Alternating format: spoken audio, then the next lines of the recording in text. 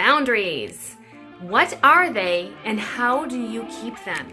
Igniting the soul for better clarity, communication, and connection. Such a great question, right? Are you tired of people disrespecting your boundaries? Or are you feeling like you can't open up to others because you just don't trust people in having an ability to respect you? So today we're going to hit those topics on how to unlock that hidden treasure within you, on how to hold healthy boundaries and what they look like. Yep, that's what we're going to do today. For the best strategies to improve your clarity, communication, and connection, subscribe to my channel and hit the bell to be notified when I post a new video every Wednesday. So really, what are boundaries? They're not that brick wall that happens to define or beat off unwanted relationships. We want our boundaries to be something that is movable and pliable. Otherwise, we can block off other connections and potential relationships, which is devastating, right? You know you really want to be open to love, right? But if you have learned over time that people hurt or they're aggressive, that could be a true indication of what is showing up in your life is an opportunity. So really understanding what boundaries are and what they are not is extremely essential. A boundary is not a brick wall where someone cannot pass a line. I want you to look at your boundary as more of like a bubble, a possibility where you keep yourself safe in this expression while other people have opinions and projections or experiences that are different than yours. I love the word discernment. Discerning is that ultimate skill where we learn where we are one person and someone else has a different experience separate from us. It is really important for us to understand that discernment is the ultimate gift to understanding where we don't get enmeshed and tangled up in each other and we have these really icky codependent experiences. I understand that in most of our relationships, we do things for each other to cultivate connection and relationships.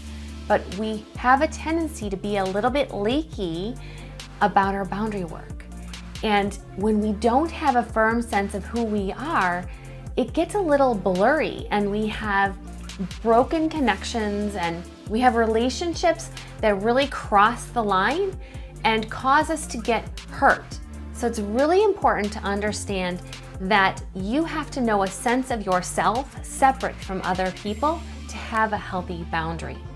Leaky boundaries is where you let other people alter your sense of yourself in order to be in an experience. So boundary work with relationships is very important so that we don't lose ourselves in relationships. Really, healthy boundaries start with a true understanding of yourself. When we invest in someone else knowing more about us, we have a tendency to blur our lines. And the important part around boundaries is to really assess where you and your beliefs are indifferent to someone else. So we really want to create a better understanding around the relationship and how we relate to others.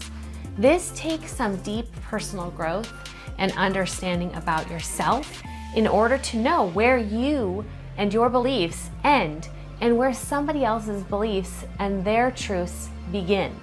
So boundary work is really a sense of discernment in your relationships where someone else can be different than you and you don't modify or change yourself in order to be in a relationship or experience with them.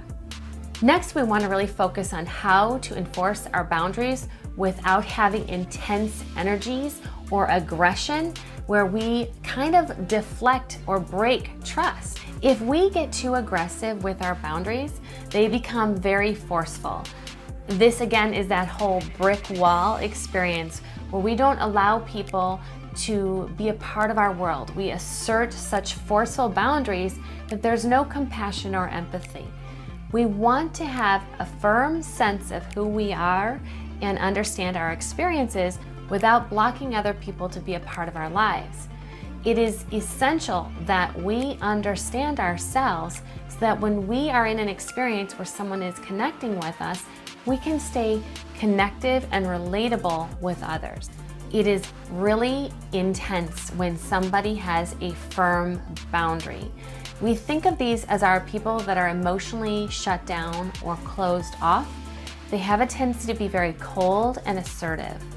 This can actually literally break the opportunity for connection, and also can be so abrasive or assertive that we don't trust the experience. We really want to have a space that's open and safe, to be vulnerable, to convey a sense of opportunity and connection. When we are overly assertive, we break trust. We make it unsafe for someone to participate and be vulnerable with us. So it's really important to understand your boundaries need to be soft and pliable, but clear. And this is the part where people get stuck. They have a hard time understanding how to cultivate a boundary that can be open and fluid with their emotions, but also hold a sense of discernment in place, a firm sense of a boundary. Next, let's talk about how to stay open to others without losing your boundaries. When we are first practicing our boundary work, we may have a hard time knowing our boundaries. You've got to really go in deep and understand your feelings when things feel unsafe and what you're making up about it. If you're putting it out in your outer world and making up a belief that it's unsafe out here, it's mirroring back the way you feel inside. So this is a really cool opportunity for you to really shift your perspective and change the way you see your reality. If you're not liking the feedback out there about the way life is showing up and how you're navigating your boundaries, it is an internal work, an internal process to re-tighten down some of these unsafe spaces and allow some more clarity to happen in these relationships.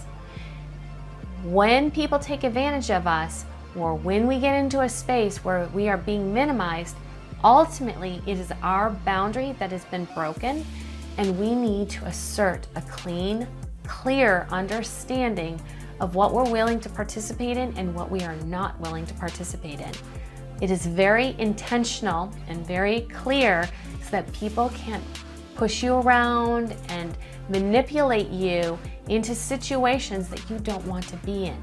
And it is okay to experience them. It's just a big opportunity for you to understand that what's going on is being affected by the way you're showing up. So let me say that one more time. The way your boundaries are being received is in the way you're asserting your boundaries. So this is the opportunity, that really cool opportunity for you to really pull back and see how people are learning about you by the way you're holding your boundaries. Now that you have some tools on how to put boundaries in place, but you want to learn a little bit more, subscribe to my channel to learn more. In the next couple weeks, I will be putting up more videos on how to strengthen your trust in your relationships.